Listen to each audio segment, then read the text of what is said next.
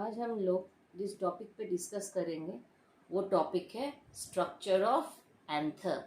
तो structure of anther जब हम लोग डिस्कस करेंगे तो पहला चीज़ हम लोग के दिमाग में आएगा कि एंथर जो है वो रहता कहाँ पे है।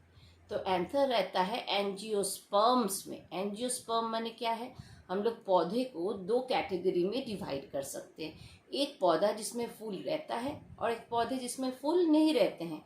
तो एंजियोस्पर्म ऐसे पौधे होते हैं जो फूल को अपने आप में बेयर करते हैं, मतलब flower bearing plants are actually known as angiosperm. अभी एंजियोस्पर्म जो है उसमें क्या हम बोले अभी कि फ्लावर रहेगा। एक फ्लावर का मेनली 4 होल रहता है। कितना सारा होल रहता है? 4 whorls. The outer most whorl is known as calyx, the next after is corolla, उसके बाद रहता है एंड्रोशियम, देन रहता है गाइनोशियम।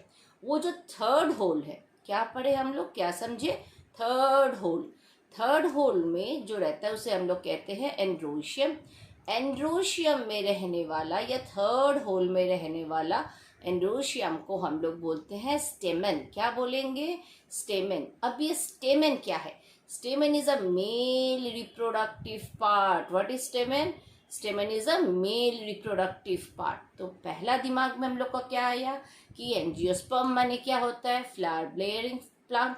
अब फ्लावर बेयरिंग प्लांट में क्या रहेगा? जो मेल रिप्रोडक्टिव पार्ट रहेगा, उस मेल रिप्रोडक्टिव पार्ट जो थर्ड होल में रहता है उसे हम लोग क्या बोलेंगे? उसे हम लोग बोलेंगे स्टेमन। अभी ये जो स्टेमन है 2 हिस्सों में बटा हुआ रहता है, फिलामेंट एंड एंथर।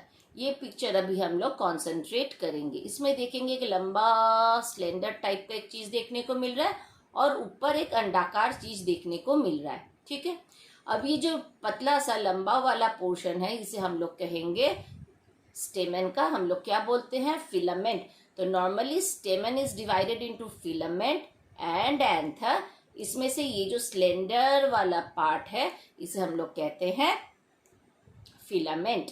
ठीक है, अभी ये फिलामेंट का देखेंगे हम लोग 2 पार्ट है, एक ऊपर वाला पार्ट, एक हम लोग को दिखेगा ये नीचे वाला पार्ट। ऊपर वाला जो ये पार्ट है जो एंथर के संग जुड़ा हुआ है इसे हम लोग कहेंगे टर्मिनल एंड। क्या बोलेंगे? Terminal end. तो terminal end of the filament is attached with the anther. फिर से बोल रहे हैं, मन लगा के सुनेंगे। Terminal end of the filament is attached with the anther. और ये जो प्रॉक्सिमल एंड होता है, नीचे वाला जो एंड होता है फिलामेंट का, वो नॉर्मली फ्लावर का थैलेमस या पेटल्स के संग जुड़ा हुआ रहता है। तो हम लोग क्या फिर से एक बार रिकॉल करेंगे? स्टेमन का 2 part, filament and anther. Filament जो है वो एकदम लॉन्ग स्लेंडर लाइक पार्ट है जिसका 2 एंड रहता है। ऊपर वाला जो एंड है वो हम लोग बोलेंगे terminal and which is attached with the anther, and the basal part is attached with the thalamus or with the petals. That is actually known as proximal end. So that is all about filament. Now we are going to concentrate on the anther. ठीक है, what is anther? So anther normally bilobed होते हैं। तो normally gymnosperms में नहीं, angiosperms में flower देखने को मिलते हैं। एंजियोस्पर्म्स फ्लावर में जो हम लोग का एंथर रहता है, most of the cases, remember ma'am क्या बोल रही है? Most of the cases the anther is bilobe. This is the first one and this is the second one. तो हम लोग को कितना सारा लोब देखने को मिल रहा है एक एंथर में? There is 2 lobe, the first one and the second one. So 2 lobes. ठीक है, अगर इस लोब को मैम डाइसेक्ट करके, समझ लो मैम यहाँ से इसको कट कर दी, it is going to look like that. It is going to look like that. This is the first lobe and this one is the second lobe. Okay, अब first lobe में देखेंगे, देखो इधर एक पार्ट दिखाई दे रहा है, इधर दूसरा पार्ट दिखाई दे रहा है। Means each lobe is divided into 2 थिकास। फिर से रिपीट कर रहे हैं, there are 2 lobes most of the time in a angiosperm flower. जिस एंजियोस्पर्म फ्लावर में हम लोग को एंथर में हर एक एंथर का जो हर एक लोब है, this is a individual lobe, this is the second individual lobe. ये जो पहला लोब है इसमें देखो 2 हम लोग को पाउच लाइक स्ट्रक्चर दिखाई दे रहा है। This one is the first theca, that is the second theca. So each lobe consists of two individual thecas, and for the same lobe it is going to be the same. In the first lobe the same two thecas, in the second lobe that is going to be again the same. So first one and the second one, so each lobe consists two thecas, that means two lobe, it is going to be 4 theca. How many thecas? 1, 2, 3 and 4. एक lobe में 2 theca, तो 2 lobe में 4 थीकास, तो इसीलिए इसको हम लोग क्या बोलते हैं?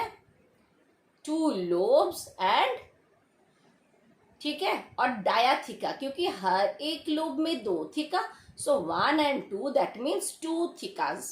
Okay, now we are going to concentrate on cross section of anther is 4-sided. What is 4-sided? 1, 2, 3, 4.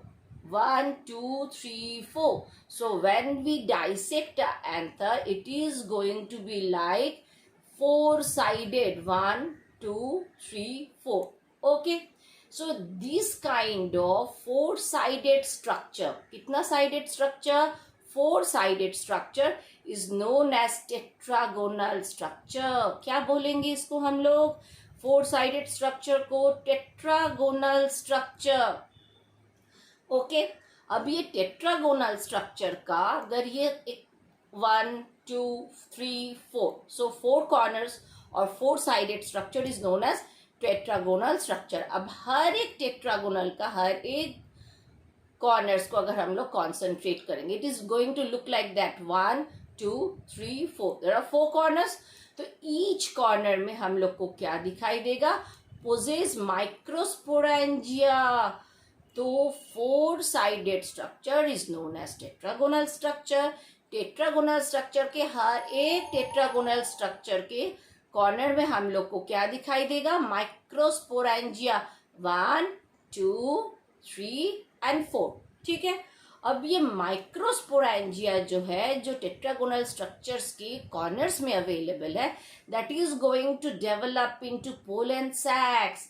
After microsporogenesis, these microsporangias are going to develop into pollen sacs. अभी ये पोलन सैक्स फर्दर डेवलप होते हैं pollen grains में. किसमें develop होते हैं? Pollen grains में. So that is all about the structure of anther.